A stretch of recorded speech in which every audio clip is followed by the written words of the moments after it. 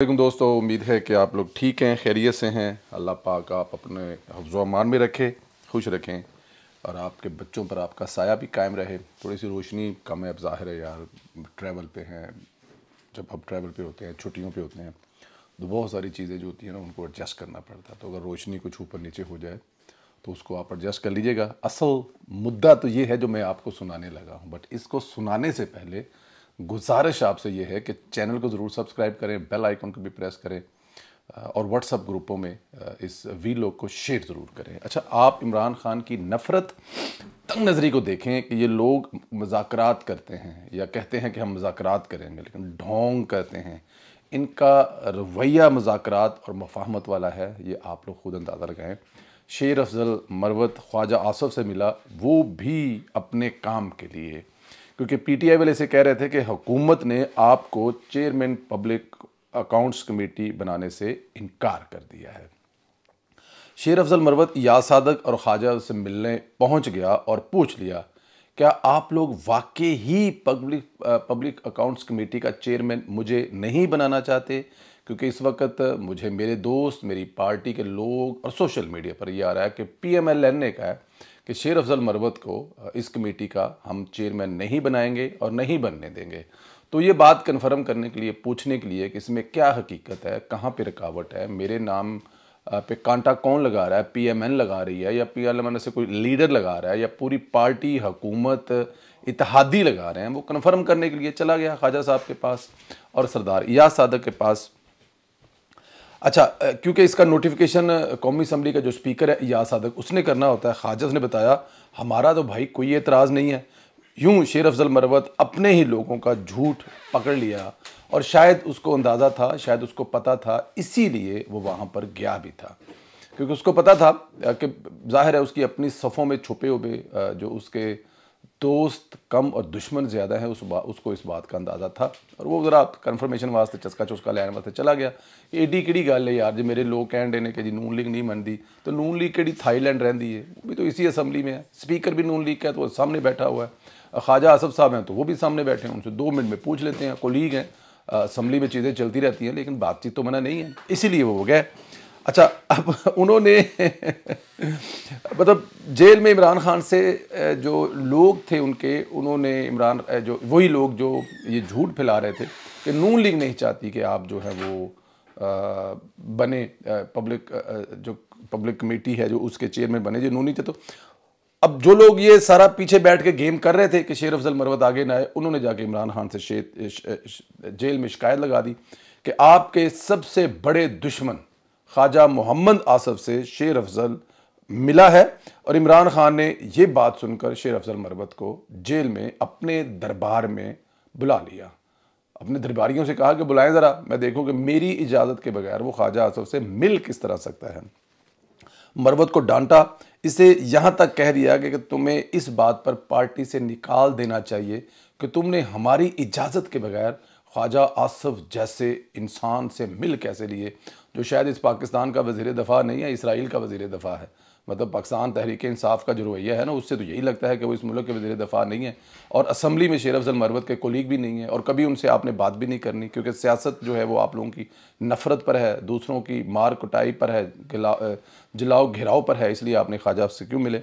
आप इस बात से अंदाज़ा लगा रहे हैं कि जो लोग मुज़ाकरात की बात करते हैं वो अपनी पार्टी के एक कारकुन को दूसरी पार्टी के किसी लीडर से मिलने तक पार्टी से निकाल देने की धमकियां देते हैं और फिर कहते हैं कि हमने जो है वो मुज़ाकरात करने हैं। खैर, army chief general Syed Asim Munir ने आज PTI के इन लोगों को जवाब दिया है जो आइन की पासदारी का ताना देते हैं। उन्होंने पासिंग आउट परेड में कहा कि हम अपनी आइनी हदूद बखूबी जानते हैं, दूसरे भी आइन की पासदारी मुकद्दम रखने की तवक्का रखते हैं, कि मतलब दूसरे जो हैं वो भी करें। हमें पता है कि हमने जो आइन की पासदारी की है और अभी तक जो कर रहे हैं, अब वो उन्होंने मतलब कि डेफिनेट ठोक बजा कर कहा कि हम आइन की पासदारी कर रहे हैं, फ़िलहाल कर रहे हैं, तो हमें करने दें, मजबूर ना करें कि हम आइन की पासदारी पर से किसी जगह से आगे पीछे हो जाए। तो बेहतर है कि हमें आइन की पासदारी जो है वो करने दें। जनरल आसिम मुनीर ने यह भी कहा कि हम अपनी आइनी हदूद को बखूबी समझते हैं, दूसरों से भी आइन की पासदारी मुकद्दम रखने की तवक्का रखते हैं। आइन के आर्टिकल 19 में आज़ादी ज़हार राय आज़ादी इज़हार राय की हदूद मुतय्यन की गई है। आइन में आज़ादी राय पर वाज़ेह क्योद की पामाली करने वाले दूसरों पर उंगलियां नहीं उठा सकते। अब ये उन्होंने ज़ाहिर डायरेक्ट कहा है। ये जवाब उन्होंने दिया जो सोशल मीडिया पर आज़ादी राय के नाम पर अदारों पर हमला करते हैं, अदारों को बदनाम करते हैं, अदारे के लोगों का, अदारे के सरबराहान पर जिस किस्म की वो बातें करते हैं, इसके उन्होंने जवाब में कहा है। तो मेरे ख्याल में ये बात तो ठीक है, क्योंकि पीटीआई तो मुल्क दुश्मनी की तमाम हदें क्रॉस करती हुई पता नहीं कहाँ से कहाँ निकल जाती है। वो सोचने समझने वाली जो बात है या सलाहियत है, उसका तो दूर दूर तक कुछ लेना देना नहीं है, तल्लक वास्ता नहीं है। तो ये एहतियात तो उनको करनी चाहिए। अच्छा, इधर आलमी अदारे मुसलसल हुकूमत की मुआशी पॉलिसियों की तारीफ़ें कर रहे हैं।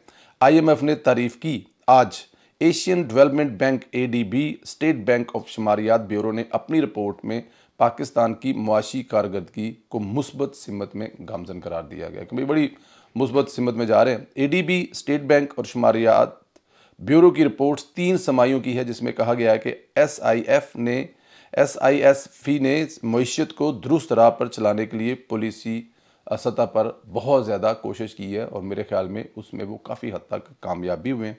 और रिपोर्ट्स के मुताबिक गुज़श्ता 9 माह से पाकिस्तान की मईशत दुरुस्त सिमत पर चल रही है। साल 2023 की निस्बत रवां साल पाकिस्तान की मुआशी सूरत हाल बेहतर रही है। इसी तनासब से मईशत का पहिया चलता रहा तो 2025 में महंगाई कम होकर 15% रह जाएगी। इसी मईशत पर पहिया चलता रहा तो, अब ये लफ्ज़ जो इसी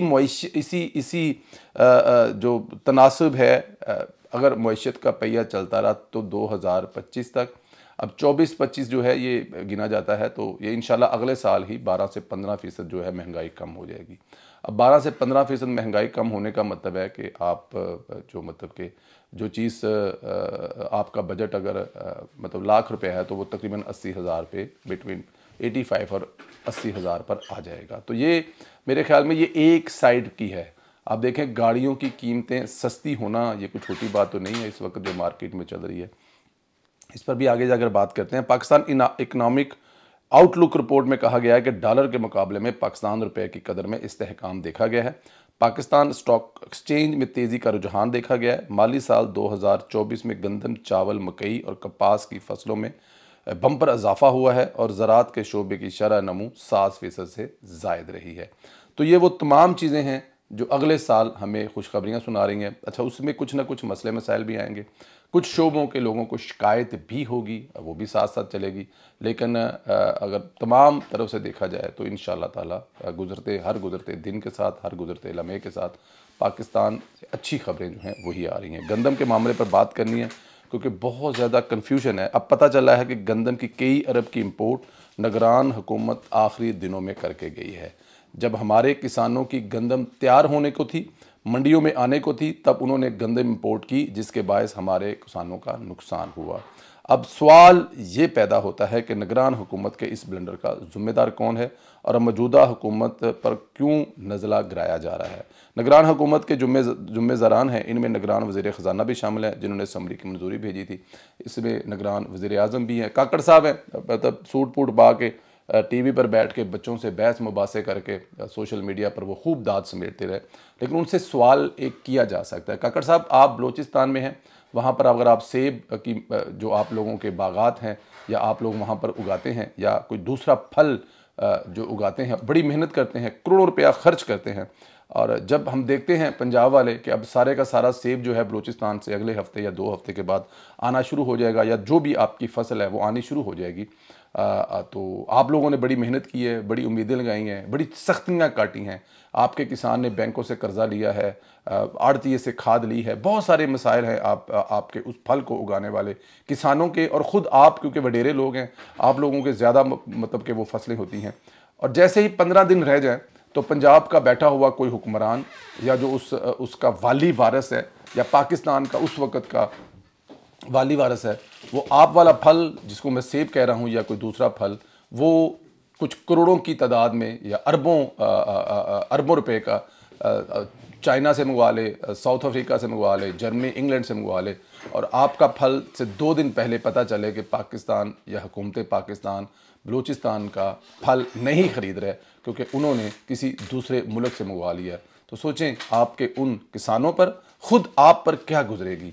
यही कुछ आपने किया है, चाहे वो आप हैं, चाहे वो वज़ीर आला हैं, चाहे वो वज़ीर आज़म हैं, चाहे वो वज़ीर ख़ज़ाना है। अब मैं किसी का नाम लूँ तो क्या लूँ, लेकिन क्योंकि काकड़ साहब लीड कर रहे थे उस गवर्नमेंट को तो उनका नाम लेना ज़रूरी था। तो ये वो ज़्यादती है जो निगरान हुकूमत करके गई है।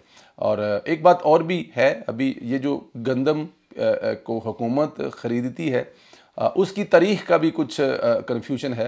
अगर फसल पहले आ गई है तो उसका थोड़ा सा भी कन्फ्यूजन है, बहुत सारे कन्फ्यूजन है, लेकिन मेरे ख्याल में उसको हुकूमतें शायद पंजाब या मरकज़ी हुकूमत जो है वो अच्छे तरीके से ब्रीफ़ नहीं कर रहे, आंखें चुरा रहे हैं। जो चीज़ें वो हमसे बात करते हैं, जो बातें वो हमसे शेयर करते हैं, मुख्तलिफ़ हुकूमत के लोग, मुख्तलिफ़ जो ब्यूरोक्रेट भी हैं या फिर वो सियासतदान भी है जो हमसे प्राइवेटली बातें करते हैं, अगर वही बातें सामने आकर मीडिया पे बताएं तो मेरे ख्याल में अवाम को कम अज़ कम सच का तो पता लगे कि ये ज़िम्मेदार कौन है और आने वाले दिनों में हुकूमत कितनी ख़रीदेगी। और फिर आवाम को ये भी बताया कि उसको रखना कहाँ है ख़रीद कर, कितनी सब्सिडी देनी पड़ेगी, कितना कर्जा आप लोगों पर और चढ़ेगा, कितने बिल आपके और बढ़ेंगे जब आप सब्सिडी देकर ये गंदम खरीदेंगे।